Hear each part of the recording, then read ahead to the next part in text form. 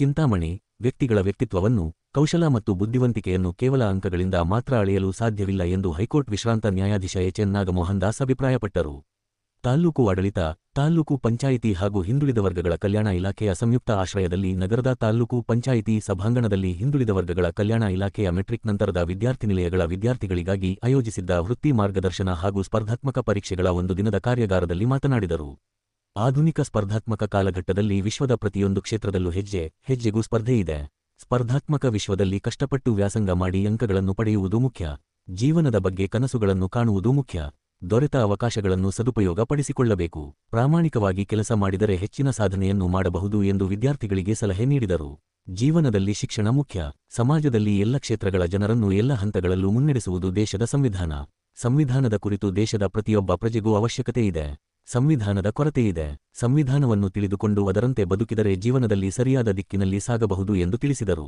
ರಾಜ ಮಹಾರಾಜರ ನಂತರ ಪ್ರಜಾಪ್ರಭುತ್ವದ ಆಡಳಿತ ಜಾರಿಗೆ ಬಂತು. ಶಾಸನಗಳನ್ನು ರೂಪಿಸುವುದು ಶಾಸಕಾಂಗ, ಅವುಗಳನ್ನು ಕಾರ್ಯರೂಪಕ್ಕೆ ತರುವುದು ಕಾರ್ಯಾಂಗ, ಉಲ್ಲಂಘಿಸಿ ಕಾನೂನು ಮೀರಿದರೆ ವಿಚಾರಣೆ ನಡೆಸಿ ಶಿಕ್ಷೆ ಕೊಡುವ ಕರ್ತವ್ಯ ನ್ಯಾಯಾಂಗ. 3 ಕ್ಷೇತ್ರಗಳಲ್ಲೂ ಸ್ವೇಚ್ಛಾಚಾರದಿಂದ ನಡೆದುಕೊಳ್ಳಲು ಪ್ರಕರಣಗಳು ಹೆಚ್ಚಾಗುತ್ತಿದ್ದವು. ಸ್ವೇಚ್ಛಾಚಾರದಿಂದ ಕಡಿವಾಣ ಹಾಕಲು 3 ಅಂಗಗಳ ಸರಿಯಾದ ದಾರಿಯಲ್ಲಿ ಸಾಗುವ ಹಿನ್ನೆಲೆಯಲ್ಲಿ ಕಾನೂನುಗಳು, ಹಕ್ಕುಗಳು, ಕರ್ತವ್ಯಗಳ ವಿವರಗಳು ಉಳ್ಳ ಸಂವಿಧಾನ ರಚನೆಯಾಯಿತು ಎಂದರು. ವಿಶ್ವದ ದೇಶಗಳಲ್ಲಿ 200 ದೇಶಗಳಲ್ಲಿ 190 ದೇಶಗಳು ತಮ್ಮದೇ ಆದ ನಮ್ಮ ದೇಶದ ಸಂವಿಧಾನ ಬಂದು 75 ವರ್ಷವಾದರೂ ಸಂವಿಧಾನವನ್ನು ಓದಲಿಲ್ಲ. ಅನೇಕ ವಕೀಲರು, ನ್ಯಾಯಾಧೀಶರು ಸಹ ಪೂರ್ಣವಾಗಿ ಸಂವಿಧಾನವನ್ನು ಅಧ್ಯಯನ ಮಾಡಿಲ್ಲ.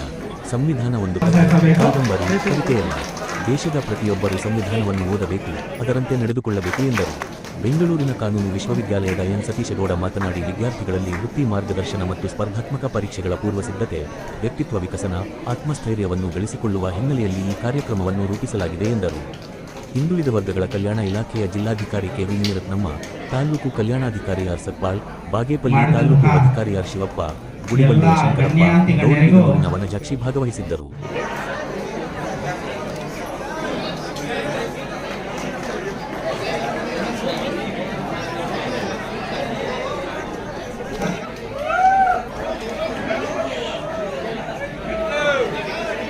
ವಿದ್ಯಾವಿಕಾಸ ಕಾಲೇಜಿನ ಪ್ರಾಂಶುಪಾಲರು ದಯವಿಟ್ಟು. ಕುವೆಂಪು ಅವರು ಒಂದು ಪುಸ್ತಕದಲ್ಲಿ ಹೇಳ್ತಾರೆ, ಈ ಬದುಕಿನ ಅತಿ ದೊಡ್ಡ ಗುರಿ ಏನಂದ್ರೆ ಅದು ಬದುಕನ್ನ ಬದುಕುವುದು ಅಂತ. ಆ ಬದುಕು ಅರ್ಥಪೂರ್ಣವಾಗಿರಬೇಕು ಅಂತ ಹೇಳ್ತಾರೆ. ಡಾಕ್ಟರ್ ಬಾಬಾ ಸಾಹೇಬ್ ಅಂಬೇಡ್ಕರ್ ಅವರು ಹೇಳ್ತಾರೆ, ಬದುಕು ಸುದೀರ್ಘವಾಗಿರುವುದಕ್ಕಿಂತ ಶ್ರೇಷ್ಠವಾಗಿರಬೇಕು ಅಂತ. ಅಂದ್ರೆ ನಾವು ಹೇಗೆ ಸಾಕಾರಗೊಳಿಸ್ಕೋಬೇಕು ಅನ್ನೋದು ನಮ್ಮಲ್ಲೇ ಇರುತ್ತೆ ಅಂತ ಹೇಳ್ತಾರೆ. ಸೊ ನಾವು ಹೋಗ್ಬೇಕು ಅನ್ನೋ ಒಂದು ನಿಟ್ಟಿನಲ್ಲಿ ನಮ್ಮ ಆಲೋಚನಾ ವಿಧಾನಗಳು ಕೂಡ ಇರಬೇಕಾಗುತ್ತೆ. ಸೊ ಆ ಒಂದು ನಿಟ್ಟಿನಲ್ಲಿ ಇವತ್ತಿನ ದಿನ ಈ ಒಂದು ಕಾರ್ಯಾಗಾರ ವೃತ್ತಿ ಮಾರ್ಗದರ್ಶನ ಮತ್ತು ಸ್ಪರ್ಧಾತ್ಮಕ ಪರೀಕ್ಷೆಗಳ ಕುರಿತಾಗಿ ಒಂದು ಪೂರ್ವಸಿದ್ಧತೆಯ ಕುರಿತು ಹಾಗೂ ವ್ಯಕ್ತಿತ್ವ ವಿಕಸನ, ಎಲ್ಲರಿಗೂ ಹೆಚ್ಚಾಗಿ ಆತ್ಮಸ್ಥೈರ್ಯ ನಮ್ಮ ಯುವಜನತೆಯಲ್ಲಿ ತುಂಬಬೇಕಾದಂಥ ದೊಡ್ಡ ಗುರುತರವಾದಂಥ ಜವಾಬ್ದಾರಿ ನಮ್ಮಲ್ಲಿದ್ದರಿಂದ ಈ ಕಾರ್ಯಕ್ರಮ ಮತ್ತು ಈ ಕಾರ್ಯಾಗಾರವನ್ನು ಆಯೋಜಿಸಲಾಯಿತು. ಸೊ ಅದಕ್ಕೆ ಪೂರಕವಾಗಿ ನಮ್ಮ ವಿದ್ಯಾರ್ಥಿಗಳ ಮನೋಸ್ಥೈರ್ಯ ಹೆಚ್ಚಾಗಬೇಕು ಅಂತಂದರೆ, ಜೀವನದಲ್ಲಿ ಏನಾದರೂ ಒಂದು ಸಾಧಿಸಬೇಕು ಅನ್ನೋ ಧೈರ್ಯ, ಆ ಸಂಕಲ್ಪ ಹೆಚ್ಚಾಗಬೇಕು ಅಂತಂದರೆ ಆ ಒಂದು ಸ್ಥಾನಗಳಿಗೆ, ಆ ಒಂದು ಮನಸ್ಥಿತಿಗಳಿಗೆ ಗಟ್ಟಿಯಾಗಿ ಪೂರಕವಾಗಿರುವಂಥ ಜೀವಜಲ ಅರಿಬೇಕು ಅಂತಂತಂದರೆ ಅದು ನಮ್ಮ ವೇದಿಕೆ ಮೇಲಿರುವಂಥ ದಿಗ್ಗಜರಿಂದ ಮಾತ್ರನೇ ಸಾಧ್ಯ. ಆ ಬದಲಾವಣೆ ಅನ್ನೋದು ಕೂಡ ನಮ್ಮಲ್ಲಿ ಬರಬೇಕು, ಪ್ರತಿಯೊಬ್ಬರಲ್ಲೂ ಬರಬೇಕು. ಸೊ ಹಾಗಾಗಿ ಆ ಒಂದು ದೃಢ ಸಂಕಲ್ಪನ ಇಟ್ಕೊಂಡು ಈ ಕಾರ್ಯಕ್ರಮವನ್ನು ಆಯೋಜನೆ ಮಾಡಿದ್ವಿ. ಸೊ ಹಾಗಾಗಿ ಹೆಚ್ಚಿಗೆ ಮಾತಾಡೋದಕ್ಕೆ ಹೋಗೋದಿಲ್ಲ. ಇನ್ನು ಮುಂದಿನ ಕಾರ್ಯಕ್ರಮವನ್ನು ನಮ್ಮ ದಿಗ್ಗಜರಿಗೆ ವಹಿಸ್ತಾ ಆ ಜವಾಬ್ದಾರಿ ಎಲ್ಲನೂ ಅವ್ರ ಮೇಲೆ ಹಾಕ್ತಾ ಈ ಕಾರ್ಯಕ್ರಮದಲ್ಲಿ ಈ 2 ಮಾತುಗಳನ್ನ ಆಡೋದಕ್ಕೆ ನನಗೆ ಅವಕಾಶ ಮಾಡಿಕೊಟ್ಟಿದ್ದಕ್ಕೆ ಬಂದ ತಕ್ಷಣ ನಮ್ಮನೆ ಈ ಕಾರ್ಯಕ್ರಮ ಬಿಡ್ಲಿಲ್ಲ. ಯಾರು ಗೊತ್ತಾ, ಇಲ್ಲಿ ಕೂತಿರೋ ಮಾಧ್ಯಮ ಅವರು ನನಗೆ ಫೋನ್ ಮಾಡಿ, ನಾನು ಬೇಕಾದಷ್ಟು ಬಂದಿದ್ದೀನಪ್ಪ ಚಿಂತಾಮಣಿ ತಾಲೂಕ್ಗೆ, ಈ ಸ್ವಲ್ಪ ಬಿಸಿ ಇದ್ದೀನಿ, ಇನ್ನೊಂದ್ಸಲ ಬರ್ತೀನಿ, ಈ ಸಲ ಬಿಟ್ಬಿಡಿ, ಈ ಕಾರ್ಯಕ್ರಮದಲ್ಲಿ ಭಾಗವಹಿಸಿ.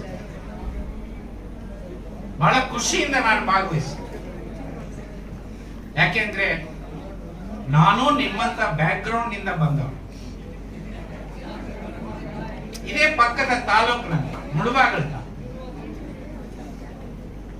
ನಾನು ಒಂದು ಹಳ್ಳಿಯ ಮಧ್ಯಮ ವರ್ಗದ ರೈತ ಕುಟುಂಬದಲ್ಲಿ ನಾನು ಜನಿಸಿದ್ದೆ. ಸರ್ಕಾರಿ ಕನ್ನಡ ಮಾಧ್ಯಮ ಶಾಲೆಯಲ್ಲಿ ನಾನು ಓದಿದ್ದೆ. ನಮ್ಮ ತಾಲೂಕಾ ಕೇಂದ್ರವಾದ ಮುಳಬಾಗಿಲಿನಲ್ಲಿ SLC 3rd ಕ್ಲಾಸ್ ನಲ್ಲಿ ಪಾಸ್ ಆಗ PUCಗೆ ಬೆಂಗಳೂರಿಗೆ ಹೋದೆ. ಕಷ್ಟಪಟ್ಟು ಓದ್ದೆ. PUC ಪಾಸ್ ಆಗ ಯಾವ ಕ್ಲಾಸ್ ಗೊತ್ತಾ? ಅದು 3rd ಕ್ಲಾಸ್. ಡಿಗ್ರಿ ಸೇರಿದೆ. ಡಿಗ್ರಿ ಪಾಸ್ ಮಾಡಿ ಯಾವ ಕ್ಲಾಸ್ ಇರ್ಬೋದು ಹೇಳಿ? ಅದು 3rd ಕ್ಲಾಸ್. ಅದ್ಯಾವ ಕ್ಲಾಸ್ ಇರ್ಬೋದು ಹೇಳಿ? ಎಷ್ಟು ಸಲ ಅಂತ ಹೇಳ್ಕೊಳ್ಳಿ ನಾನು. ಆಗ 3rd ಕ್ಲಾಸ್ ನಲ್ಲಿ LLB ಪಾಸ್ ಮಾಡಿದ್ದಕ್ಕೆ ನನಗೆ LLM PhD ಅಂತ ಮಾಡುವಂತ ಅವಕಾಶ ಸಿಕ್ಲಿಲ್ಲ. ಯಾಕೆಂದ್ರೆ ಅಂತ ಸ್ಕೋಪ್ ಇರ್ಲಿಲ್ಲ. ಕೆಲ್ಸಕ್ಕೆ ಹೋಗೋಣ ಅಂದ್ರೆ ಕೆಲಸನೂ ಸಿಕ್ಕಿಲ್ಲ. ಮದುವೆ ಆಗಿತ್ತು ಸತೀಶ್, ವಯಸ್ಸು ಬಂದಿತ್ತು ಸತೀಶ್, ಯಾರು ಹೆಣ್ಣು ಕೊಡ್ಲಿಲ್ಲ. ಇನ್ ಸುಮ್ಮನೆ ಇರೋದೇನು ಅಂತೇಳಿ ಕೈ ಕೊಟ್ಟು ಹಾಕೊಂಡು ಲಾಯರ್ ಜಡ್ಜ್ ಹತ್ರ ಬಯಸ್ಕೊಂಡೆ, ನಮ್ ಸೀನಿಯರ್ ಹತ್ರ ಬಯಸ್ಕೊಂಡೆ, ಆಪೋಸಿಟ್ ಲಾಯರ್ ಹತ್ರ ಬಯಸ್ಕೊಂಡೆ, ಕಕ್ಷಿದಾರ ಹತ್ರ ಬಯಸ್ಕೊಂಡೆ. ಹಿಂಗೆ ಬಯಸ್ಕೊಂಡು ಕಷ್ಟಪಟ್ಟು ಕೆಲಸ ಮಾಡಿ ಇವನ ಕೆಲಸಗಾರ ಅಂತೇಳಿ ರಾಜ್ಯದ ಎಲ್ಲಾ ಜಿಲ್ಲೆಗಳಿಂದ ನನಗೆ ಕೆಲಸ ಬಂತು. ಹೆಚ್ಚು ಕೆಲಸ ಬಂದಿದ್ರಿಂದ ಜೀವನ ನಡೆಸುವಷ್ಟು ವರಮಾನನೂ ಬಂತು. ಆ ನಂತರ ಹೈಕೋರ್ಟ್ನವರು ನನ್ನ ಕಡೆ ನೋಡಿ ಇವನ್ ಕೆಲಸಗಾರ ಒಂದು ಡೀಸೆಂಟ್ ಲಿವಿಂಗ್ ಬದುಕ್ತಾ ಇದ್ದಾನೆ ಅಂತ ಹೇಳಿ ನನ್ನನ್ನ ಹೈಕೋರ್ಟ್ ಜಡ್ಜ್ ಆಗಿ ಅಪಾಯಿಂಟ್ ಮಾಡಿ.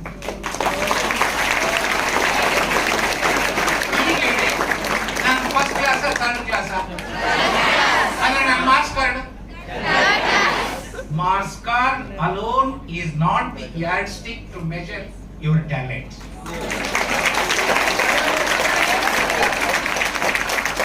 ಜಡ್ಜ್ ಹೇಳಿದ್ದಾರೆ 3rd ಕ್ಲಾಸ್ ತಗೊಂಡ್ರೆ ಸಾಕು ಹೈಕೋರ್ಟ್ ಜಡ್ಜ್ ಆಗಬಹುದು.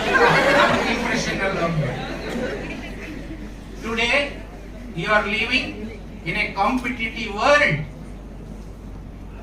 ಪ್ರತಿ ಹೆಜ್ಜೆಗೂ, ಪ್ರತಿ ಕ್ಷೇತ್ರದಲ್ಲಿ, ಪ್ರತಿ ಸಂದರ್ಭದಲ್ಲಿ ಸ್ಪರ್ಧೆ ಸ್ಪರ್ಧೆ ಸ್ಪರ್ಧೆ. ಸ್ಪರ್ಧಾತ್ಮಕ ಜಗತ್ತಿನಲ್ಲಿ ನೀವು ಕಷ್ಟಪಟ್ಟು ಓದಿ ಹೆಚ್ಚು ಮಾರ್ಕ್ಸ್ ತಿಳ್ಕೋಬೇಕು. ಇವೆರಡೂ ಬಹಳ ಮುಖ್ಯ. ಇವೆರಡನ್ನ ನೀವು ಕಾನ್ಸಂಟ್ರೇಟ್ ಮಾಡಿದ್ರೆ ನೀವು ಏನೇ ಆದ್ರೂ ಕೂಡ ಜೀವನದಲ್ಲಿ ಸಕ್ಸಸ್ ಆಗ್ತೀರಾ, ಅದು ನನ್ನ ನಂಬಿಕೆ. This is the lesson that I can tell you with my experience. ಇದನ್ನು ಗಮನಿಸಿ. ಅನೇಕ ಜನ ಹೇಳ್ತಾರೆ, ನಾನು ಕೇಳಿದ್ದೀನಿ, ದೊಡ್ಡ ದೊಡ್ಡ ಕನಸು ಕಡ್ಬೇಕಯ್ಯ. ನಿಜ, ನನ್ನಂತ ಅವನಿಗೆ ಕನಸೆ ಬರ್ಲಿಲ್ಲ ರೀ. ಅಲ್ಲ, ಆನೆಸ್ಟ್ ಆಗಿ ಹೇಳ್ತಾ ಇದ್ದೆ. ನಾನು ಹೈಸ್ಕೂಲ್ ಓದ್ತಾ ಇದ್ದಾಗ ನನ್ ಕನಸು ಏನ್ ಗೊತ್ತಾ? ಫಸ್ಟ್ ಅಟೆಂಪ್ಟ್ ನಲ್ಲಿ SLC ಪಾಸ್ ಮಾಡಬೇಕು. ಆವತ್ತಿನ ದಿವಸ 100ಕ್ಕೆ ಕೋಲಾರ ಜಿಲ್ಲೆಯಲ್ಲಿ 80% ಮಕ್ಕಳು ಫೇಲ್ ಆಗ್ತಿದ್ರು, 20% ಪಾಸ್ ಆಗ್ತಾ ಇದ್ದಿತ್ತು. ಆಗ ಫಸ್ಟ್ ಕ್ಲಾಸು, ರ್ಯಾಂಕು, ಈ ತರ ಕನ್ಸೆಪ್ಟ್ ಬಂದಿಲ್ಲ ರೀ. ಆ ಪೇಪರ್ ನಲ್ಲಿ ಬರ್ತಿತ್ತು ನಮ್ಮ ಹಾಲ್ ಟಿಕೆಟ್ ನಂಬರ್. ರಿಸಲ್ಟ್ ಬಂದಾಗ ಆ ಪೇಪರ್ ನಲ್ಲಿ ನನ್ನ ನಂಬರ್ ಬಂದಿರೋ ಸಾಕು ಮಾರಾಯ ದೇವರೇ ಅಂತ ನನ್ನ ಅಷ್ಟೇ ಕನಸು. SLC ಆಯ್ತು, PUC ಬಂದೆ. PUC ನಲ್ಲಿ ಆ ತಾನೇ ನಾನು PUC ಸೇರ್ಬೇಕು ಅಂದ್ರೆ ಮುಳಬಾಗಲಿನಲ್ಲಿ ಫಸ್ಟ್ ಗ್ರೇಡ್ ಕಾಲೇಜ್ ಶುರುವಾಯ್ತು. PUC ನಾನು ಕೋಲಾರ್ನಲ್ಲಿ ಸೀಟ್ ಸಿಕ್ಲಿ, ಹಾಗಾಗಿ ಮುಳಬಾಗಲಲ್ಲೇ PUC ಓದ್ದೆ. ಇನ್ 2 ಹೆಂಗ ಎಕ್ಸಾಮ್. ಆಗ ಯಾರೋ ಒಬ್ರು ಹಿರಿಯರೊಬ್ರು ಹೇಳಿದ್ರು, ನೀನ್ ಚೆನ್ನಾಗಿ ಕಷ್ಟಪಟ್ಟು ಓದಿ ಜಾಸ್ತಿ ಮಾರ್ಕ್ಸ್ ತಕೊಂಡ್ರೆ ನೀನು MBBS ಹೋಗ್ಬೋದು, ಇಂಜಿನಿಯರಿಂಗ್ ಹೋಗ್ಬೋದು. ಆದ್ರೆ ಇನ್ನು 2 ತಿಂಗಳು ಉಳಿದಿರೋ ಕಷ್ಟಪಟ್ಟೆ, ಆದ್ರೆ ಟ್ರೈನ್ ಹೊರಟೋಗಿತ್ತು. ಏನ್ ಮಾಡೋದು? 3rd ಕ್ಲಾಸ್ನಲ್ಲಿ ಪಾಸ್. ಕನಸು ಕಾಂಡ ಆಗ್ಲಿಲ್ಲ, ಇಂಜಿನಿಯರಿಂಗ್ ಕನಸು. ಈ ಸೈನ್ಸ್ ಆವಾಸ ಬೇಡ ಅಂತ ಬೆಂಗಳೂರಿನಲ್ಲಿ ನಾನು BA ಸೇರ್ಕೊಂಡೆ. ನಾನು BA ಸೇರ್ಕೊಂಡಿದ್ದು 1971ರಲ್ಲಿ. ಆಗ ಗ್ರೀನ್ ರೆವಲ್ಯೂಷನ್ ಇತ್ತು. ಊರ್ನಲ್ಲಿ ನಮ್ಗೊಂದು ಜಮೀನ್ ಇತ್ತು. ನಮ್ ಕರೆಂಟ್ ಮೋಟಾರ್ ಬಂದಿತ್ತು, ಡೀಸೆಲ್ ಇಂಜಿನ್ ಬಂದಿತ್ತು, ಹೊಸ ಹೊಸ ಬೀಜ ಬಂದಿತ್ತು, ಹೈಬ್ರಿಡ್ ವೆರೈಟಿ ಸೀಡ್ಸ್, ರಸಗೊಬ್ಬರ ಬಂದಿತ್ತು, ಕಳೆನಾಶಕ ಕೀಟನಾಶಕ ಬಂದಿತ್ತು. ಇವನ್ನೆಲ್ಲ ಬಳಕೆ ಮಾಡಿ ನಾನೊಬ್ಬ ಮಾಡೆಲ್ ರೈತ, ಮಾದರಿ ರೈತ ಆಗ್ಬೇಕು ಅಂತ ನಾನು ಕನಸ್ಕೊಂಡೆ. ಫೈನಲ್ ಇಯರ್ BA ಬರೋಷ್ಟೊತ್ತಿಗೆ ಈ ಕನಸು ಹೊರಟೋಯ್ತು, ಮಾಯ ಆಗೋಯ್ತು. ಇಲ್ಲ ನಮ್ಮ ಸತೀಶ್ ಮೇಷ್ಟ್ರು ಇದ್ದಾರೆ, ಆ ತರ ನಾನು ಲೆಕ್ಚರರ್ ಆಗ್ಬೇಕು. BA ಆದ್ಮೇಲೆ MA ಪಾಸ್ ಮಾಡಿ, MA ಆದ್ಮೇಲೆ ಕಾಲೇಜ್ ಲೆಕ್ಚರರ್ ಆಗಿ ಇಂಥ ಮೇಷ್ಟ್ರ ಆಗ್ಬೇಕು ಅಂತ ನಾನು ಕನಸ್ಕೊಂಡೆ. BA ಪಾಸ್ ಆಯ್ತು, MA ನಲ್ಲಿ ಸೀಟ್ ಸಿಕ್ಕಿಲ್ಲ. ಯಾಕಂದ್ರೆ 3rd ಕ್ಲಾಸ್ BA. ಆಗ ಸುಮ್ನೆ ಫೀಸ್ ಕಟ್ಟಿದ್ರೆ ಸಾಕು, LLB ಸೇರಿಸ್ಕೊಂಡು ಎಂಟ್ರೆನ್ಸ್ ಟೆಸ್ಟ್ ಇರ್ಲಿಲ್ಲ, ಎಕ್ಸಾಮು ಇಲ್ಲ. ಫೀಸ್ ಕಟ್ಟಿದೆ, LLB ಸೇರಿದೆ, LLB ಪಾಸ್ ಆಯ್ತು. ಹೇಳಿದ್ನಲ್ಲ, ಹಿಂಗೆ LLB ಪಾಸ್ ಆದ್ಮೇಲೆ ನನಗೆ ಕೆಲಸನೂ ಸಿಕ್ಕಿರೋದು ಅಂತ ಕೋಟ್ ಹಾಕೊಂಡಿದ್ದೆ. ಒಂದ್ ವೇಳೆ ಎಂಟ್ರೆನ್ಸ್ ಎಕ್ಸಾಮ್ ಇದ್ರೆ ನಾನು ಲಾಯರು ಆಗ್ತೀನಿ. ಆಮೇಲೆ ಲಾಯರ್ ಆದೆ, ಕಷ್ಟಪಟ್ಟು ಕೆಲಸ ಮಾಡಿದೆ. ಆಮೇಲೆ ನಾನು ಜಡ್ಜ್ ಆದೆ, ರಿಟೈರ್ ಆದೆ. ಸುಪ್ರೀಂ ಕೋರ್ಟ್ ನಲ್ಲಿ ನನ್ನ ಡೆಸಿಗ್ನೇಟೆಡ್ ಸೀನಿಯರ್ ಅಡ್ವೊಕೇಟ್ ಅಂತ ಅಪಾಯಿಂಟ್ ಮಾಡಿದ್ರು. ಅಲ್ಲಿ 5 ವರ್ಷ ಕೆಲಸ ಮಾಡಿದೆ. ನಾನು ರಿಟೈರ್ ಆದ್ಮೇಲೆ ಸ್ನೇಹಿತರೆ 10 ಆಯೋಗಗಳ ಅಧ್ಯಕ್ಷನಾಗಿ ಸರ್ಕಾರಕ್ಕೆ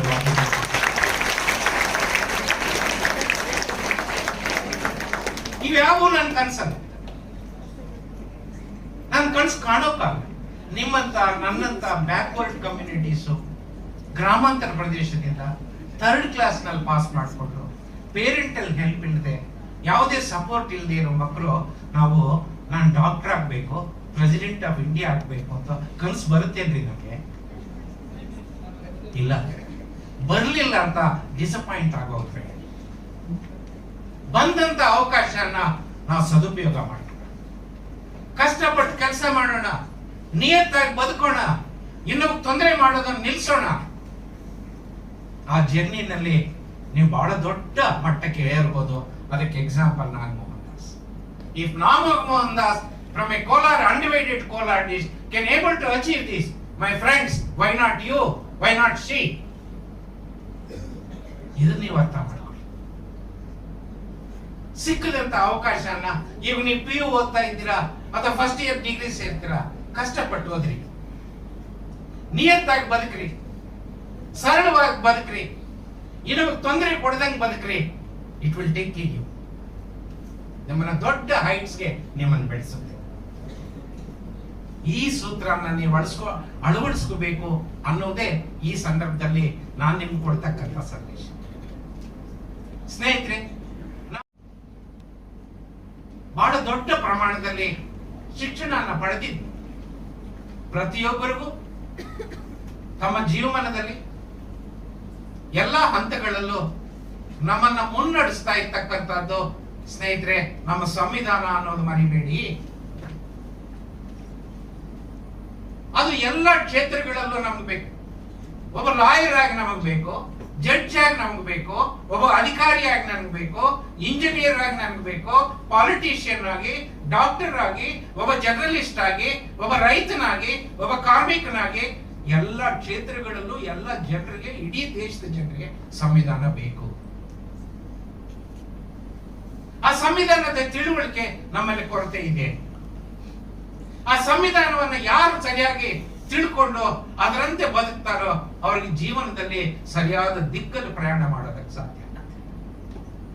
this is my experience, this is my story. ಹಾಗಾಗಿ ಆ ಸಂವಿಧಾನದ ಬಗ್ಗೆ ಒಂದಷ್ಟು ತಿಳುವಳಿಕೆ ನಿಮಗೆ ಕೊಡಬೇಕು ಅಂತ ನಿಮ್ಮ ಅಧಿಕಾರಿಗಳಾದ ಸತ್ಪಾಲ್ ಅವರು ನನಗೆ ಆದೇಶ ಮಾಡಿದ್ದಾರೆ. ನಾನು ಆ ದಿಕ್ಕಿನಲ್ಲಿ ಒಂದಷ್ಟು ನಿಮಿಷ ನಿಮಗೆ ಸಂವಿಧಾನನ ತಿಳಿಪಡಿಸ್ತಕ್ಕಂತ ಒಂದು ಪ್ರಯತ್ನ ಮಾಡಿ. ಸ್ನೇಹಿತರೆ, ರಾಜಕೀಯ ಅಧಿಕಾರ ಅಂದ್ರೆ ಏನು? ಮೀನಿಂಗ್ ಆಫ್ ಪೊಲಿಟಿಕಲ್ ಪವರ್ ಅಂತ ಅಧಿಕಾರ, ಅವುಗಳನ್ನ ಜಾರಿ ಮಾಡತಕ್ಕಂತ ಅಧಿಕಾರ, ಅವುಗಳನ್ನ ಉಲ್ಲಂಘನೆ ಮಾಡಿದ್ರೆ ಶಿಕ್ಷೆ ವಿಧಿಸ್ತಕ್ಕಂತ ಅಧಿಕಾರ. ಈ ಮೂರು ಅಧಿಕಾರಿಗಳು ಒಟ್ಟಿಗೆ ಸೇರಿದ್ರೆ ಅದನ್ನ ನಾವು ರಾಜಕೀಯ ಅಧಿಕಾರ ಅಂತ ಕರೀತೀವಿ. ಈ ಅಧಿಕಾರ ಒಂದು ಕಾಲದಲ್ಲಿ ಸಾಮ್ರಾಟರ ಕೈಯಲ್ಲಿತ್ತು, ಚಕ್ರವರ್ತಿಗಳ ಕೈಯಲ್ಲಿತ್ತು, ರಾಜ ಮಹಾರಾಜರ ಕೈಯಲ್ಲಿ. ಕ್ರಮೇಣ ಅವರೆಲ್ಲ ಹೋದ ಮೇಲೆ ಆ ಸ್ಥಳದಲ್ಲಿ ಪ್ರಜಾಪ್ರಭುತ್ವಗಳು ಬಂದವು. ಪ್ರಜಾಪ್ರಭುತ್ವ ವ್ಯವಸ್ಥೆಗಳಲ್ಲಿ ಕಾನೂನು ಮಾಡತಕ್ಕಂತ ಅಧಿಕಾರ ಶಾಸಕಾಂಗಕ್ಕೆ, ಅವುಗಳನ್ನ ಜಾರಿ ಮಾಡತಕ್ಕಂತ ಅಧಿಕಾರ ಕಾರ್ಯಾಂಗಕ್ಕೆ, ಅವುಗಳನ್ನ ಉಲ್ಲಂಘನೆ ಮಾಡಿದ್ರೆ ಶಿಕ್ಷೆ ವಿಧಿಸ್ತಕ್ಕಂತ ಅಧಿಕಾರ ನ್ಯಾಯಾಂಗಕ್ಕೆ ಕೊಟ್ಟರು. ಈ ರೀತಿ ಪ್ರತ್ಯೇಕವಾದಂತ ಶಾಸಕಾಂಗ, ಕಾರ್ಯಾಂಗ, ನ್ಯಾಯಾಂಗ ಅಂತ ಸಂಸ್ಥೆಗಳು ಬಂದವು. ಈ ಸಂಸ್ಥೆಗಳು ಕೂಡ ಅನುಭವದಿಂದ ಕಂಡುಕೊಂಡಂತ ಸತ್ಯ ಏನಂದ್ರೆ ಅವು ಸ್ವೇಚ್ಛಾಚಾರವಾಗಿ ಬಿಹೇವ್ ಮಾಡೋದಕ್ಕೆ ಪ್ರಾರಂಭ ಮಾಡಿದವು. ನಮ್ಗೆ ಇಷ್ಟ ಬಂದಂತ ರೀತಿಯಲ್ಲಿ ನಡ್ಕೊಳ್ಳೋದಕ್ಕೆ ಪ್ರಾರಂಭ ಮಾಡಿದವು. ಇಷ್ಟ ಬಂದಂಗೆ ಅಂದ್ರೆ ಏನು? ಆರ್ಬಿಟ್ರರಿನೆಸ್. ಈಗ ನಿಮ್ಗೊಂದು ಸಣ್ಣ ಎಕ್ಸಾಂಪಲ್ ಕೊಡ್ತೀನಿ. ಇಡೀ ಹಿಂದೂಸ್ತಾನದಲ್ಲಿ ಆರತಿಯನ್ನ ಕ್ಲಾಕ್ ವೈಸ್ ಎತ್ತಿತೀವ, ಆಂಟಿ ಕ್ಲಾಕ್ ವೈಸ್ ಎತ್ತಿತೀವ? ಕ್ಲಾಕ್ ವೈಸ್ ಎತ್ತಿ. ನಾಳೆ ದಿವಸ ಯಾರಾದ್ರೂ ಪಾರ್ಲಿಮೆಂಟ್ಗೋ ವಿಧಾನಸೌಧಗೋ ಹೋಗಿ ಒಂದು ಕಾನೂನು ಮಾಡಿ ನಾಳೆಯಿಂದ ಇಡೀ ದೇಶದಲ್ಲಿ ಆಂಟಿ ಕ್ಲಾಕ್ ವೈಸ್ ಆರತಿ ಎತ್ತಬೇಕು ಅಂದ್ರೆ ನಮ್ಗೆ ಕಷ್ಟ ಆಗುತ್ತಾ ಇಲ್ವಾ? ಇದನ್ನೇ ಶಾಸಕಾಂಗದ ಸ್ವೇಚ್ಛಾಚಾರ, ಲೆಜಿಸ್ಲೇಟಿವ್ ಆರ್ಬಿಟ್ರರಿನೆಸ್ ಅಂತ ಕರೆಯೋದು. ಮಾಡಿರ್ತಕ್ಕಂಥ ಕಾನೂನನ್ನ ಮಂಗಳೂರಿನಲ್ಲಿ ಅವ್ರು ಬಹಳ ಪ್ರಶ್ನೆ ಮಾಡ್ತಾರೆ ಅಂತ ಹೇಳಿ 100ಕ್ಕೆ 100 ಇಂಪ್ಲಿಮೆಂಟ್ ಮಾಡ್ತಾರ್ರಿ. ನಮ್ ಕೋಲಾರಕ್ಕೆ ಬಂದ್ರೆ ಅರ್ಧಂಬರ್ಧರಿ, ಯಾದಗಿರಿ ಹೋದ್ರೆ ಮಾಡೋದೇ. ಈ ರೀತಿ ಒಂದು ಕಡೆ ಫುಲ್ ಇಂಪ್ಲಿಮೆಂಟ್, ಇನ್ನೊಂದು ಕಡೆ ಹಾಫ್ ಇಂಪ್ಲಿಮೆಂಟ್, ಇನ್ನೊಂದು ಕಡೆ 25 ಇಂಪ್ಲಿಮೆಂಟ್, ಇನ್ನೊಂದು ಕಡೆ ನೋ ಇಂಪ್ಲಿಮೆಂಟ್. ಇದನ್ನೇನದು? ಕಾರ್ಯಾಂಗದ ಸ್ವೇಚ್ಛಾಚಾರ. ಅದೇ ರೀತಿ ನೀವು ನ್ಯಾಯಾಂಗದ ಸ್ವೇಚ್ಛಾಚಾರವನ್ನು ಕಾಣಬಹುದು. ಈಗ ಎ ಅನ್ನೋನು ಬಿ ಅನ್ನ ಮರ್ಡರ್ ಮಾಡಿದ್ದಾನೆ. ಎ ಮೇಲೊಂದು ಕೇಸ್ ಆಗುತ್ತೆ, ವಿಚಾರಣೆ ನಡೆಯುತ್ತೆ, ಅವನು ತಪ್ಪು ಮಾಡಿದ್ದಾನೆ ಅಂತ ಸಾಬೀತಾಗುತ್ತೆ. ಜಡ್ಜು ಅವನಿಗೆ ಮರಣ ದಂಡನೆ ಕೊಡ್ತಾರೆ. ನಾವು ಒಪ್ಪುವುದಲ್ಲ. ಆದ್ರೆ ಅಡಿಕೆ ಕದ್ದವನಿಗೆ ಮರಣ ದಂಡನೆ ಕೊಟ್ಟೆ ನಾವು ಒಪ್ಪಕ್ಕಾಗತ್ತೇನ್ರಿ? ಇದನ್ನೇ ನ್ಯಾಯಾಂಗದ ಸ್ವೇಚ್ಛಾಚಾರ, ಜುಡಿಷಿಯಲ್ ಆರ್ಬಿಟ್ರರಿನೆಸ್ ಅಂತ ನಾವು ಕರೆಯೋದು. ಈ ರೀತಿ ಈ ಸ್ವೇಚ್ಛಾಚಾರದಿಂದ ನಮ್ಮಂತ ಜನರಿಗೆ ಕಷ್ಟವಾದಾಗ ಅವ್ರು ತೀರ್ಮಾನ ಮಾಡಿದ್ರು, ಇಲ್ಲ ಇವ್ರು ನಿಂಗೆ ಬಿಟ್ರೆ ನಮ್ಗೆ ಇನ್ನೂ ಕಷ್ಟ ಜಾಸ್ತಿ ಆಗುತ್ತೆ. ಹಾಗಾದ್ರೆ ಏನ್ ಮಾಡೋದು? ಅದಕ್ಕೆ ನ್ಯಾಯಾಂಗ ಹಿಂಗೆ ನಡ್ಕೋಬೇಕು, ಒಂದು ರೂಲ್ ಫ್ರೇಮ್ ಮಾಡಿ. ಕಾರ್ಯಾಂಗಕ್ಕೆ ಒಂದು ರೂಲ್, ಶಾಸಕಾಂಗಕ್ಕೆ ಒಂದು ರೂಲ್.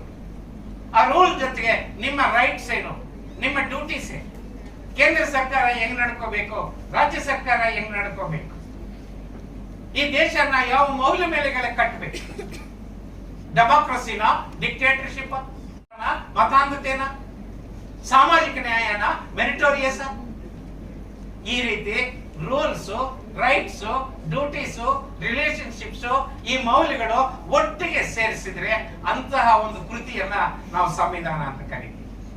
ಜಗತ್ತಿನಲ್ಲಿ ಸ್ನೇಹಿತರೆ ಈ ರೀತಿ ಕಾನ್ಸ್ಟಿಟ್ಯೂಷನ್ಸ್ ಬಂದಿದ್ದಾರೆ. ಇವತ್ತು ಜಗತ್ತಿನ 200 ದೇಶಗಳಲ್ಲಿ ಸರಿಸುಮಾರು 190 ದೇಶಗಳು ತಮ್ಮದೇ ಆದಂತ ಸ್ವತಂತ್ರವಾದಂತ ಸಂವಿಧಾನಗಳನ್ನ ಹೊಂದಿವೆ. ಆಯಾ ದೇಶದ ಜನ ತಮ್ಮ ಸಂವಿಧಾನಗಳನ್ನ ಓದಿಕೊಂಡು ಅರ್ಥ ಮಾಡಿಕೊಂಡು ಅದರಂತೆ ಬದುಕ್ತಕ್ಕಂತ ಇಚ್ಛಾಶಕ್ತಿಯನ್ನ ತೋರಿಸ್ತಾ ಇದ್ದಾರೆ. ಆದ್ರೆ ನಮ್ಮ ಸಂವಿಧಾನ ಬಂದು 75 ವರ್ಷ ಮುಗಿಯಿತು. ಆದ್ರೆ ನಮ್ಮ ದೇಶದ ಜನ ಸಂವಿಧಾನ ಓದ್ಲಿ. ಸರ್ಕಾರ ನಮ್ಗೆ ಹೇಳ್ಕೊಡ್ಲಿಲ್ಲ. ನಾವು ಕಿಸೆಯಿಂದ ಒಂದಷ್ಟು 100 ರೂಪಾಯಿ ಹಾಕಿ ಒಂದು ಪುಸ್ತಕ ತಕೊಂಡು ಓದ್ಲಿಲ್ಲ. ನಾನು ಎಲ್ಲ ಕಡೆ ಕೇಳ್ತಾ ಇದ್ದೀನಿ, ನಾವೆಲ್ಲ ಇಷ್ಟು ವಿದ್ಯಾವಂತರು ಇಲ್ಲಿದ್ದೀವಿ, ನಿಮ್ ಪೈಕಿ ಎಷ್ಟು ಜನ ನಾನು ಸಂವಿಧಾನ ಓದಿದ್ದೀನಿ ಅದರಂತೆ ನಡ್ಕೊಳ್ತಾ ಇದ್ದೀನಿ ಸರ್ ಅಂತ ಎದೆ ಮೇಲೆ ಕೈ ಇಟ್ಕೊಂಡು ಧೈರ್ಯವಾಗಿ ಹೇಳ್ರಪ್ಪ ನೋಡ್ರಿ, ಎಷ್ಟು ಜನ ಇದ್ದೀರಿ ಕೈ ಎತ್ತಿ. ಪ್ರಾಮಾಣಿಕವಾಗಿ ಹೇಳ್ತಾ ಇದ್ದೀನಿ, ನಮ್ಮ ಲಾಯರ್ಗಳು ನಮ್ಮ ಜಡ್ಜ್ಗಳು ಕೂಡ ನಾವು ಕಾನ್ಸ್ಟಿಟ್ಯೂಷನ್ ಫುಲ್ ಆಗಿ ಓದಿ ಅರ್ಥ ಮಾಡ್ಕೊಂಡು ಅದರಂತೆ ಬದುಕ್ತಾ ಇದ್ದೀವಿ. ಇದು ಸಿಚುಯೇಷನ್. ಹಾಗಾಗಿ ಇವತ್ತು ನಾವು ನಮ್ಮ ಸಂವಿಧಾನನ ಓದಿ ಅರ್ಥ ಮಾಡ್ಕೊಂಡು ಅದರಂತೆ ಬದುಕಬೇಕಾಗಿದೆ. ನನ್ಗೊಂದು ಪ್ರಶ್ನೆ ಆಯ್ತು, ಅರೆ MA ಮಾಡಿದ್ದೀವಿ, LLB ಮಾಡಿದ್ದೀವಿ, MSc ಮಾಡಿದ್ದೀವಿ, ಇಂಜಿನಿಯರಿಂಗು ಈ ತರ ಏನೇನೋ ಮಾಡಿದ್ದೀವಿ, ಯಾಕೆ ಸಂವಿಧಾನ ಓದಿಲ್ಲ ಅಂತ ಪ್ರಶ್ನೆ ಹಾಕೊಂಡಾಗ ನಾನು ಕಂಡುಕೊಂಡಂತ ಉತ್ತರ ಏನಂತಂದ್ರೆ, ಸಂವಿಧಾನ ಒಂದು ಕತೆ ಅಲ್ಲ, ಅದೊಂದು ಕಾದಂಬರಿ ಅಲ್ಲ, ಅದೊಂದು ಕವಿತೆ ಅಲ್ಲ, ಅದೊಂದು ನಾವೆಲ್ ಅಲ್ಲ. ಹಾಗಾಗಿ ಸಂವಿಧಾನನ ನಾವು ಓದಲಿಲ್ಲ. ಹಂಗಿದ್ರೆ ಸಂವಿಧಾನವನ್ನ ಓದಿ ಸುಲಭವಾಗಿ ಅರ್ಥ ಮಾಡಿಕೊಡ್ತಕ್ಕಂಥ ವಿಧಾನ ಯಾವುದು? Methodology where we can read and understand Indian constitution. ಇಲ್ಲಿ ಪವರ್ ಪಾಯಿಂಟ್ ಇದೆ, ಅಲ್ಲಿ ಕೆಲವು ಪಿಕ್ಚರ್ಸ್ ಬರ್ತಾ ಇದೆ, ವರ್ಡ್ಸ್ ಬರ್ತಾ ಇದೆ. ಯಾರು ಅದನ್ನು ಓದೋಕ್ ಹೋಗ್ಬೇಡಿ, ಕಣ್ಣಿಂದ ನೋಡಿ. ಯಾಕೆಂದ್ರೆ ನಾನು ಮಾತಿನಲ್ಲಿ ನಿಮ್ಗೆ ವಿವರಣೆ ಕೊಡ್ತಾ ಇದ್ದೀನಿ. ಹಾಗಾಗಿ ನಿಮ್ ಕಣ್ಣು ಯಾವ ಕಡೆ ಇರಬೇಕು? ನಿಮ್ ಕಣ್ಣು ಸ್ಕ್ರೀನ್ ಕಡೆ ಇರಬೇಕು. ನಿಮ್ ಕಿವಿ ಯಾವ ಕಡೆ ಇರಬೇಕು? ನನ್ನ ಕಡೆ. This is agreement. ಅರ್ಥ ಆಯ್ತಾ? ಅರ್ಥ ಮಾಡ್ಕೋಬೇಕು ಅಂತಂದ್ರೆ ಮೊದಲು ಭಾರತ ದೇಶನ ಅರ್ಥ ಮಾಡ್ಕೊ. Without understanding India, my friends, it is not possible to understand Indian Constitution. ಭಾರತನ ಅರ್ಥ ಮಾಡಿಕೊಂಡು ಅದರ ಮುಖಾಂತರ ಸಂವಿಧಾನ ಅರ್ಥ ಮಾಡಿಕೊಂಡ್ರೆ ಸಂವಿಧಾನದಲ್ಲಿ ಮೂಲ ತತ್ವಗಳು ಏನು ಅಂತ ನಿಮ್ಗೆ ಗೊತ್ತಾಗುತ್ತೆ. ಆ ಮೂಲ ತತ್ವಗಳೇ ದೇಶದ ಶಾಸಕಾಂಗ, ಕಾರ್ಯಾಂಗ, ನ್ಯಾಯಾಂಗನ ಮುನ್ನಡೆಸ್ತಾ ಇರ್ತಕ್ಕಂಥದ್ದು. ಹಾಗಿದ್ರೆ ದೇಶನ ಅರ್ಥ ಮಾಡ್ಕೊಳ್ಳೋದು ಅಂದ್ರೇನು? ಮಿಡ್ಲ್ ಸ್ಕೂಲ್ ನಲ್ಲಿ, ಹೈಸ್ಕೂಲ್ ನಲ್ಲಿ ನಮ್ಮ ಮೇಸ್ಟ್ ಏನ್ ಪಾಠ ಹೇಳಿದ್ದಾರೆ? ಉತ್ತರಕ್ಕೆ ಹಿಮಾಲಯ, ದಕ್ಷಿಣಕ್ಕೆ ಹಿಂದೂ ಮಹಾಸಾಗರ, ಈ ಕಡೆ ಅರೇಬಿಯಾ ಸಮುದ್ರ, ಈ ಕಡೆ ಬೇ ಆಫ್ ಬೆಂಗಾಲ್, ಮಧ್ಯದಲ್ಲಿ ವಿಂಧ್ಯ ಪರ್ವತಗಳು. ಹೌದಾ? ಜಾಸ್ತಿ ಹೇಳ್ಕೊಟ್ಟಿದ್ದೀರನ್ರಿ? ಏನಾದ್ರೂ ಕೈ ಎತ್ರಿ, ಬೇರೆ ಏನಾದ್ರು ಹೇಳ್ಕೊಟ್ಟಿದ್ದೀರ? ಇಲ್ಲ, ನಿಮ್ಮೆಷ್ಟು ಅದೇ ಅಲ್ವಾ ಹೇಳ್ಕೊಟ್ಟಿರೋದು? ಓಕೆ. ಆದ್ರೆ ತೆಲುಗುನ ಒಬ್ಬ ಮಹಾಕವಿ ಹೇಳ್ತಾರೆ, ನಿಮ್ಗೆಲ್ಲ ತೆಲುಗು ಚೆನ್ನಾಗಿ ಗೊತ್ತಿದೆ ಅಂತ. ದೇಶ ಮಟ್ಟಿ ಕಾದೋಯ್, ದೇಶ ಮಟ್ಟಿ ಮನುಷ್ಯರು. A nation is made of not just land, a nation is made of its people. ಆ ಜನರ ಬಗ್ಗೆ ನಾವು ತಿಳ್ಕೋಬೇಕು. ಆ ಜನರ ಬಗ್ಗೆ ಏನ್ ತಿಳ್ಕೋಬೇಕು? ಅವರ ಇತಿಹಾಸ ತಿಳ್ಕೋಬೇಕು, ಅವರ ಮೂಲ ಯಾವುದು ಅಂತ ತಿಳ್ಕೋಬೇಕು, ಧರ್ಮಗಳು ಯಾವುದು, ಜಾತಿಗಳು ಯಾವುವು, ಆರ್ಥಿಕ ಸಾಮಾಜಿಕ ಸಂಬಂಧಗಳೇನು, ಮೌಲ್ಯಗಳೇನು, ಸಂಸ್ಕೃತಿ ಉಪಸಂಸ್ಕೃತಿ ಅಂದ್ರೇನೋ, ಮತ್ತು ಭಾಷೆಗಳೇನು, ಇಷ್ಟು ತಿಳ್ಕೊಂಡ್ರೆ ಒಂದು ದೇಶದ ಜನರ ಬಗ್ಗೆ ನಾವು ತಿಳ್ಕೊಂಡ್ರೆ. ಹಂಗಿದ್ರೆ ಈ ಒಂದೊಂದು ಹೆಡ್ಡಿಂಗ್ ಬಗ್ಗೆ ನಮಗೆ ಆಳವಾದಂತ ಡೀಪ್ ನಾಲೆಡ್ಜ್ ಬೇಕಾ? ನೋ, ಕನಿಷ್ಠ ತಿಳುವಳಿಕೆ ಇದ್ರೆ ಸಾಕು. ಈಗ ನೋಡಿ, ನಿಮಗೆ ಭಾರತ ದೇಶದ ಚರಿತ್ರೆಯನ್ನ 3 ಭಾಗ ಮಾಡಿದ್ದಾರೆ. ಪ್ರಾಚೀನ ಭಾರತ ಇತಿಹಾಸ, ಮಧ್ಯಕಾಲದ ಇತಿಹಾಸ, ಆಧುನಿಕ ಕಾಲದ ಇತಿಹಾಸ. ಪ್ರಾಚೀನ ಭಾರತದ ಇತಿಹಾಸ ಅಂದ್ರೆ ಏನು? ಸಿಂಧೂ ನಾಗರಿಕತೆಯಿಂದ ಹಿಡಿದು ಇಂದಿನವರೆಗೆ 10ನೇ ಶತಮಾನದ ಮಧ್ಯಭಾಗದವರೆಗೆ ಈ ಕಾಲಮಾನ ಏನಿದೆ ಅದನ್ನ ಏನ್ಷಿಯಂಟ್ ಇಂಡಿಯನ್ ಸಿವಿಲೈಸೇಷನ್ ಅಂತ ಕರೀತಾರೆ. ಈ ಕಾಲಮಾನದಲ್ಲಿ ಪ್ರಮುಖವಾಗಿ ನಮಗೆ ಗುಪ್ತರು ಬರ್ತಾರೆ, ಮೌರ್ಯರು ಬರ್ತಾರೆ, ಹರ್ಷವರ್ಧನ್ ಬರ್ತಾರೆ, ಕಾನಿಷ್ಕರು ಬರ್ತಾರೆ, ಮೌರ್ಯರು ಬರ್ತಾರೆ. ಹಾಗಿದ್ರೆ ಮಧ್ಯಕಾಲ ಏನು? 10ನೇ ಶತಮಾನದ ಮಧ್ಯಭಾಗದಿಂದ 18ನೇ ಶತಮಾನದ ಮಧ್ಯಭಾಗದವರೆಗೂ. ಈ ಕಾಲಮಾನದಲ್ಲಿ ಪ್ರಮುಖವಾಗಿ ಭಾರತ ದೇಶ ಆಳದವರು ಹಣ್ಣರು, ಟರ್ಕಿಯನ್ರು, ಆಫ್ಘನ್ರು, ಖಿಲ್ಜಿಗಳು, ತೊಗಲಕರು, ಮೊಘಲ್. ಹಾಗಿದ್ರೆ ಮಾಡರ್ನ್ ಇಂಡಿಯನ್ ಹಿಸ್ಟ್ರಿ ಅಂದ್ರೆ ಏನು?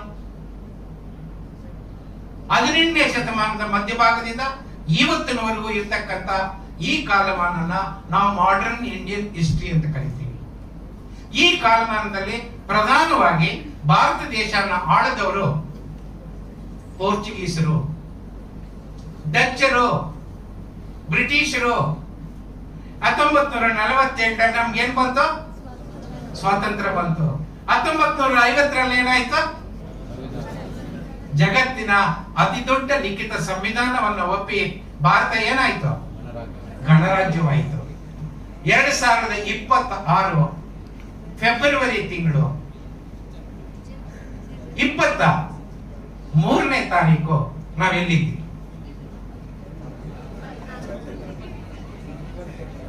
ನಮ್ಮಲ್ಲಿ 2 ಟಚ್ ಹಾಕಿದ ತಕ್ಷಣ ಹತ್ಕೊಡುತ್ತೆ. ಒಂದು ಯಾವ್ದದು? ಎಲ್ಲಿದ್ದೀವಿ ಅಂತ ಕೇಳಿದೆ. ಅಂತ ನಾನು ಈ ಒಂದು ಜಾಗಕ್ಕೆ ಬಂದೆ. ನೋಡಿ, ಏನೇ ಒಂದು ವಿಚಾರಗಳಾಗ್ಲಿ, ಯಾವುದೇ ಒಂದು ಕಾರ್ಯವನ್ನ ಮಾಡ್ಬೇಕಾದ್ರೆ ಬಹಳ ಶಿಸ್ತಿರ್ಬೇಕು ಮನುಷ್ಯನಿಗೆ. ಮತ್ತೆ ಬಹುಮುಖ್ಯವಾಗಿ ನೀವು ಯಾರೇ ಆಗ್ಲಿ, ಎಲ್ಲೇ ಹೋಗ್ಲಿ, ಏನೇ ಮಾಡ್ಲಿ, ಒಂದು ಬದ್ಧತೆ ಇರಬೇಕು, ಮತ್ತೆ ಉದ್ದೇಶ ಇರಬೇಕು. ನಾವೇನ್ ಮಾಡ್ತಾ ಇದ್ವಿ, ಗ್ರಾಮೀಣ ಪ್ರದೇಶದಿಂದ ಬಂದಂತ ವಿದ್ಯಾರ್ಥಿಗಳು ಜೀವನ ನಡೆದ್ಬಿಟ್ಟು ಸಾಕು ಅಂತ ಹೇಳ್ತೀವಿ. ಆದ್ರೆ ನಾವು ಪ್ರತಿಯೊಬ್ರು, ನಮ್ಮ ತಂದೆಯವರು ಯಾವಾಗ್ಲೂ ಹೇಳ್ತಾ ಇದ್ರು, ನಿಮ್ಗೆ ಲೈಬ್ರರಿಗಳಿವೆ ಇವತ್ತು, autobiography of great personality should be red ಅಂತ. ಅಂದ್ರೆ ದೊಡ್ಡ ದೊಡ್ಡ ಯಾರ್ಯಾರು ಮಹಾತ್ಮರು ನಮ್ಮ ದೇಶಕ್ಕೆ ಸ್ವಾತಂತ್ರ್ಯ ತಂದು ಕೊಟ್ರಲ್ಲ, ಅಥವಾ ಯಾವುದೇ ಆಗಿರ್ಬೋದು, ಯಾವುದೇ ದೇಶದವ್ರು ಆಗಿರ್ಬೋದು, ನೀವು ಅವರ ಜೀವನ ಚರಿತ್ರೆಯನ್ನ ಓದಿದ್ರೆ ನಿಮ್ಮಲ್ಲಿ ಮುಂದಾಗೋ ಒಂದು ತಪ್ಪುಗಳನ್ನ ನಾವು ಕಡಿಮೆ ಮಾಡ್ಕೋಬಹುದು. ಅದಕ್ಕಿಂತ ಹೆಚ್ಚಾಗಿ ನಿಮ್ಗೆ ಅನುಭವ ಅಂತಕ್ಕಂಥದ್ದು ಬರ್ತದೆ. ಈ ಹಿನ್ನೆಲೆಯಲ್ಲಿ ನಾನು ಸುಮಾರು ಕಡೆ ಹೇಳ್ತಾ ಇರ್ತೀನಿ, ನೀವೆಲ್ಲ ಇಸೋಪನ ಸ್ಟೋರಿ ಕೇಳಿರ್ಬೇಕು. ಇಸೋಪ ಅಂತ ಪಂಚತಂತ್ರ ಕಥೆಗಳನ್ನ ನಮ್ಮ ಅಜ್ಜಿದಿರು ಅಜ್ಜಂದಿರು ಹೇಳ್ತಾ ಇದ್ರು. ನಮ್ಗೆ ಆಗ ಅರ್ಥ ಆಯ್ತಾ ಇರ್ಲಿಲ್ಲ.